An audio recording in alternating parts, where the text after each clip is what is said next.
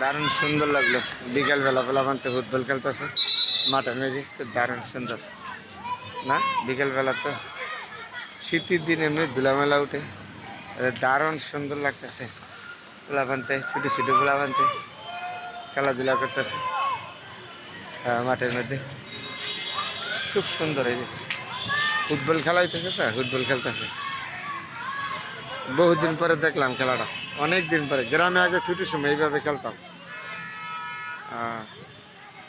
গ্রামের ভিতরে ছুটির সময় এইভাবে খেলতাম ফুটবল।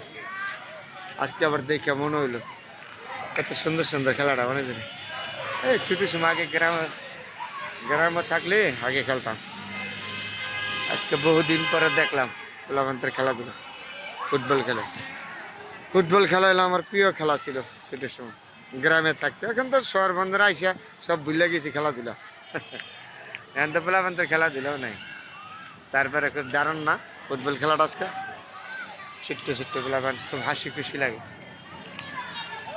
আগে ছোট সময় গ্রামের ভিতরে থাকতে খেলতাম। খুব সুন্দর একটা খেলা হয় যে খেলতেছে, কি সুন্দর খেলতেছে। দারুণ গোল হয়ে যাচ্ছে।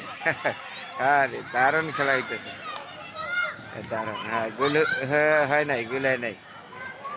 তারপরে ছোট ছোট পোলাপানগুলো ফুটবল খেলা হলো আমার প্রিয় খেলা। সবসময় আমি ফুটবল খেলা পছন্দ করতাম।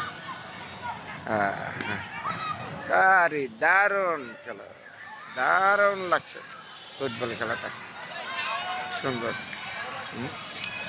তাই তো দারুণ আজকে ফুটবল খেলাটা, দারুণ লাগছে, আমার পছন্দ হয়েছে। বহুদিন পরে দেখলাম ফুটবল খেলাটা।